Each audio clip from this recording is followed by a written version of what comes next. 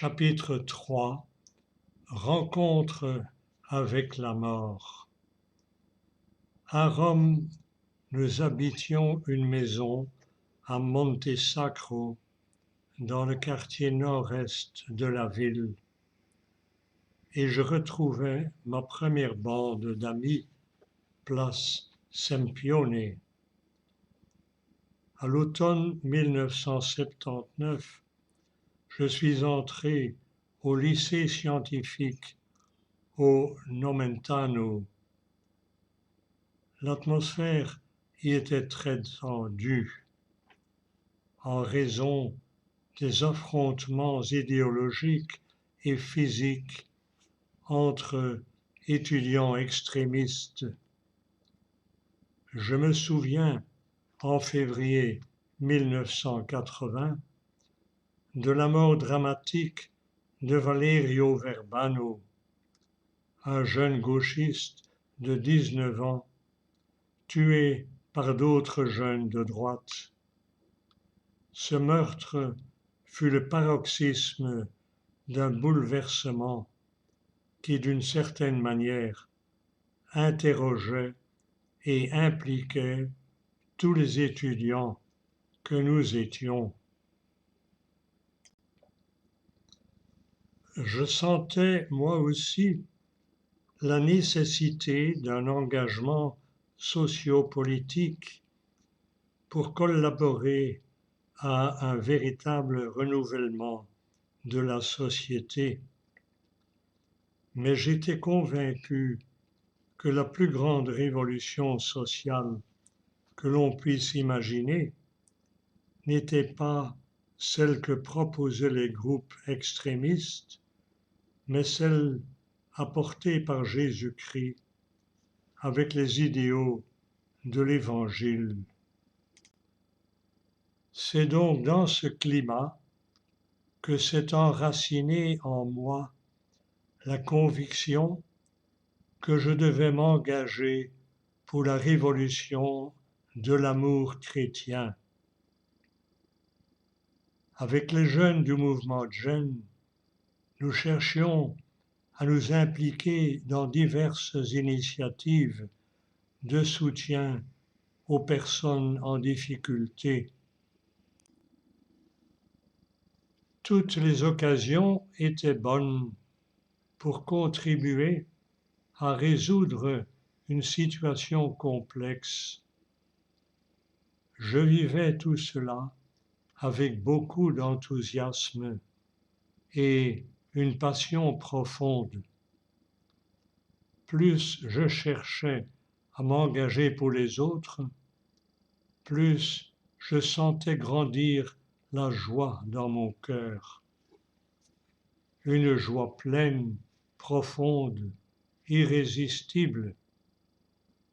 Je voulais la porter, la crier au monde entier.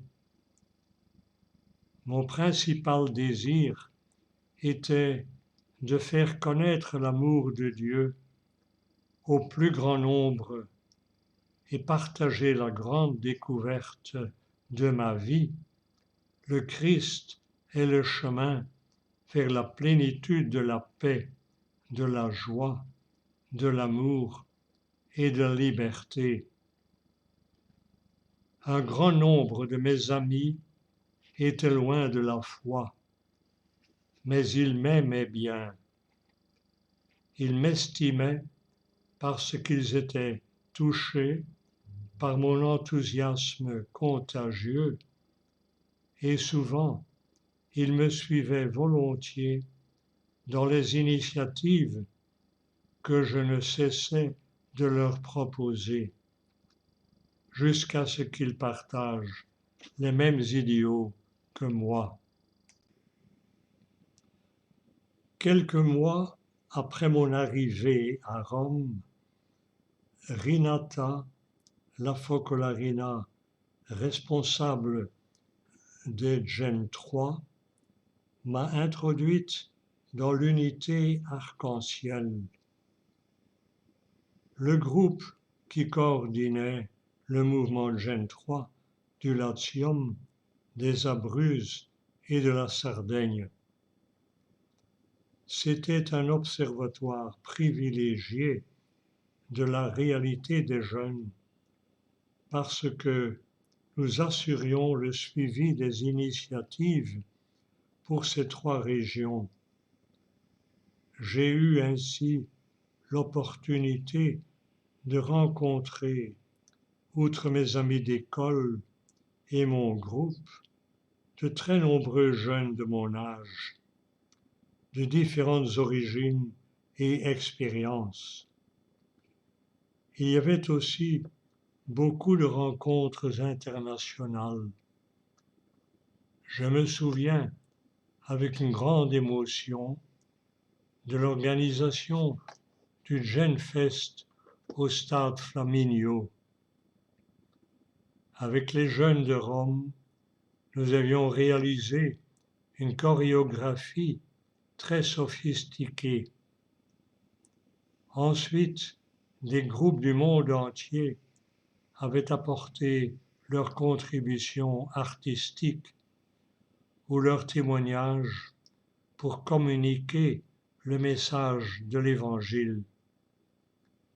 C'était très beau de se retrouver dans ce stade rempli de jeunes venus du monde entier, unis par un même et grand idéal. Nous organisions d'autres rencontres dans le théâtre Tendrastice. L'objectif était toujours de faire partager notre découverte de l'amour de Dieu au plus grand nombre possible de jeunes. L'été, nous partions en vacances ensemble avec un groupe d'étudiants du lycée classique Virgilio du boulevard Trieste. Avec eux, nous avons aussi lancé une série d'initiatives destinées aux jeunes plus éloignés de la foi. Nous cherchions à les impliquer dans des ateliers de musique, de chant, de récitation, et un certain nombre d'entre eux se sont ainsi progressivement approchés de Jésus. Ces années furent très intenses, pleines d'enthousiasme, d'activité et d'amitié. La première fois que je suis tombée amoureuse, j'avais 17 ans. On m'avait demandé de donner un témoignage pendant une mariapolie. À la fin, un garçon qui chantait dans le groupe, Jen, est venu vers moi. Il s'appelait Roberto. Il était très beau, fascinant. J'ai tout de suite éprouvé pour lui un sentiment particulier, mais je ne pensais absolument pas instaurer une relation de couple, notamment parce qu'il avait presque 8 ans de plus que moi. Nous avons commencé à nous voir quelquefois à Rome, et pour moi, il s'agissait d'une belle relation d'amitié, comme j'en avais avec beaucoup d'autres garçons. Toutefois, à ma grande surprise, quelque temps après, il m'avoua qu'il était amoureux de moi. Cette déclaration eut l'effet d'un éclair dans un ciel serein et remua le fond de mon cœur. Je cherchais à comprendre ce que je ressentais pour ce garçon, et je m'aperçus que j'étais en train, moi aussi, de tomber amoureuse de lui. Toutefois, nous nous mîmes d'accord pour ne pas aller trop vite, mais pour chercher à discerner ensemble quelle était la volonté de Dieu. Nous nous sommes mis à l'écoute pour comprendre s'il s'agissait seulement d'un sentiment de notre cœur ou s'il s'insérait dans le dessein d'amour que le Seigneur avait sur nos vies. J'aimais beaucoup Roberto et je me sentais vraiment amoureuse, mais j'étais assaillie par le doute, car mon cœur était trop amoureux de Dieu pour pouvoir imaginer une vie de couple.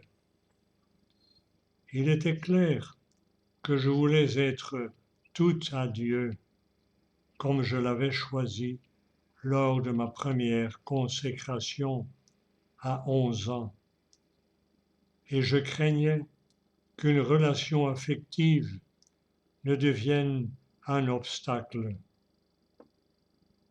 Je voyais cette relation comme quelque chose qui aurait pu me détourner du chemin de sainteté que je voulais suivre.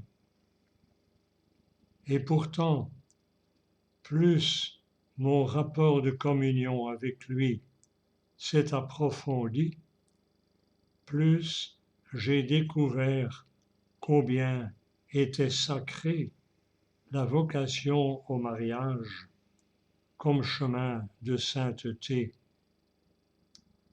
D'ailleurs, la créature la plus consacrée qui soit dans l'histoire de l'humanité, Marie, avait épousé Joseph, avec lequel elle avait vécu la sainteté de la famille de Nazareth.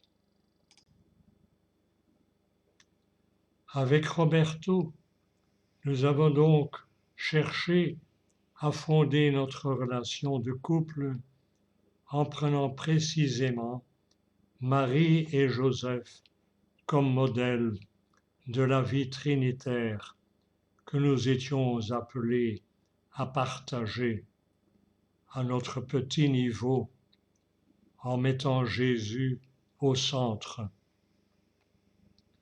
Ce fut une expérience fulgurante d'un amour très pur et d'une communion toujours plus profonde.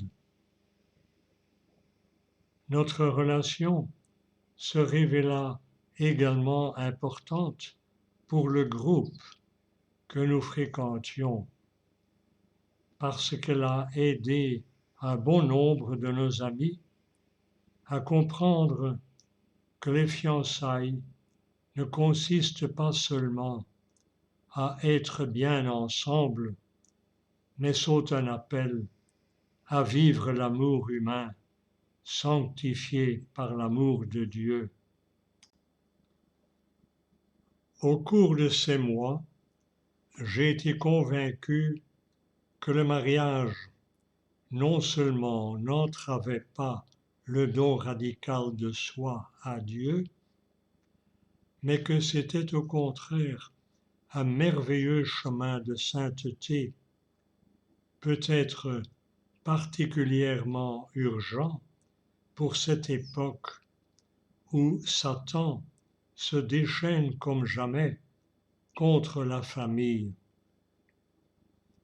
En redécouvrant la beauté et le caractère sacré de la vocation au mariage, j'ai fait tomber toutes les défenses que j'avais érigées auparavant contre une éventuelle relation de couple.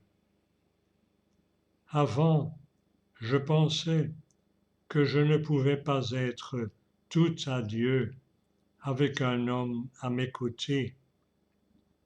Mais Marie m'a montré que je me trompais. Nous avons alors commencé à cheminer dans cette perspective qui ne devait cependant pas être immédiate en raison de mon jeune âge.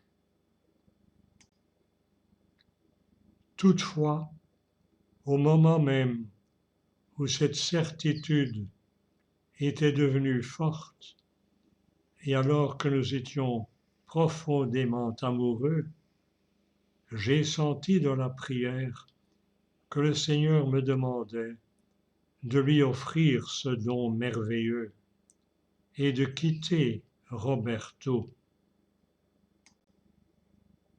Je dois confesser que j'ai beaucoup résisté à cette intuition, pourtant très claire au fond de moi, mais que je ne m'expliquais pas. Je cherchais quel sens se cachait derrière cette épreuve que le Seigneur me demande de lui sacrifier ce qu'il m'avait lui-même donné de plus beau. Je ne me sentais pas appelé à devenir religieuse, ni à entrer chez les focolarines consacrées pour une vie commune dans un focolare. Je cherchais donc de bonnes excuses pour ne pas écouter cette motion intérieure qui se faisait de plus en plus forte dans ma prière, ou au moins pour trouver une explication rationnelle à ce qui me semblait totalement irrationnel. J'étais certaine que le Seigneur me laissait libre de rester avec Roberto ou de le quitter. Et en même temps, je pressentais qu'il m'était demandé de mettre fin à cette relation affective. Je n'en comprenais pas la raison, mais j'étais consciente que le Seigneur voulait que je me remette à nouveau totalement à lui, que je fasse un choix aveugle et quasiment absurde dans la foi. En toute honnêteté, je ne pouvais pas nier que je sentais cet appel de Dieu. J'avais l'impression d'être, si je puis me permettre la comparaison, dans la situation d'Abraham lorsqu'il lui fut demandé d'abandonner sa terre ou d'immoler Isaac, le fils de la promesse, celui qu'il aimait de tout son cœur. Je percevais une lumière intérieure qui m'invitait à faire confiance à Dieu, même sans comprendre, pour lui faire librement ce grand cadeau. J'avais déjà l'habitude de vivre dans la prière tout ce que je faisais.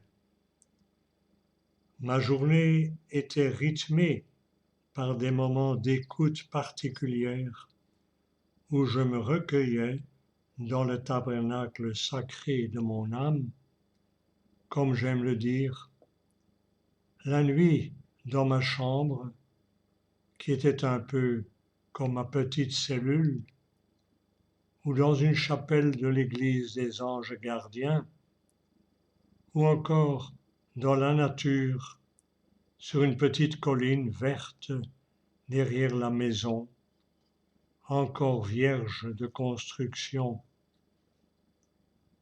Tous les matins, je prenais un temps de méditation, puis dans la journée, j'allais à la messe, je disais le chapelet, je prenais des temps d'adoration et de prière d'oraison. Je dialoguais avec le Seigneur et me confiais à lui. Évidemment, je me suis ouverte à Roberto sur cette motion intérieure. Je lui expliquai que ce n'était pas lui l'obstacle, mais simplement que je sentais que le Seigneur m'appelait à quelque chose d'autre que je ne comprenais pas encore, moi non plus. Ensemble, nous avons pris la décision, non sans de grandes souffrances et difficultés, de faire ce pas, de mettre un terme à notre relation de couple. Mais nous avons conservé l'amitié et la communion entre nous, hors de la perspective du mariage. S'abandonnant à la volonté de Dieu, il a lui aussi eu foi en cet appel et m'a soutenu pour que je réponde à Dieu de toute mon âme et de toutes mes forces. Sans ce courage de me fier à cette certitude intérieure incompréhensible, mais sans équivoque, véritable lumière de l'Esprit Saint, je n'aurais pas pu réaliser pleinement ma vocation qui n'était pas encore claire. Ce n'est que quelques années plus tard que je compris cela. En effet, si je m'étais consacré à ma famille et à mes enfants, je n'aurais pas pu suivre tout le peuple de désespérés que le Seigneur m'a confié par la suite comme nouvelle famille spirituelle. Naturellement, je partageais tout ce qui concernait ma vie de foi avec les responsables du mouvement des Focolari. Dans le plus grand respect de ma liberté, ils m'ont confirmé que si je sentais aussi fortement cette motion intérieure, je pouvais être sereine. Cela venait certainement de Dieu. Cela ne m'empêchait pas de choisir selon mon cœur, mais il ne s'agissait pas de mon imagination. Je savais que le Seigneur nous aime immensément et que quand il nous appelle à quelque chose, il nous laisse complètement libres de répondre. La réponse devait venir de moi, dans une liberté totale. Mettre un terme à notre relation me semblait d'une cruauté sans nom, car j'étais profondément amoureuse. Quand je décidai de quitter Roberto, une épée me transperça le cœur.